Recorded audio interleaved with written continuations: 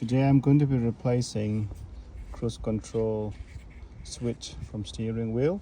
So what we have to do, we have to disconnect the battery, and we'll have to take out the airbag. Then we will take out the whole trims, and it's screwed from inside. You see the 3 holes? We have to remove from inside. So let's get into it. Let's remove the airbag. Now the battery is disconnected. I got this. You can also use small flat blade screwdriver. Come down underneath and put that thing in the hole and feel for the spring.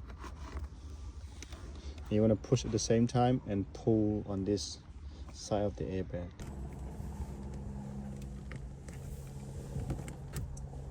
There you go. And now, once it's out on this end, you want to push up and pull at this out at the same time.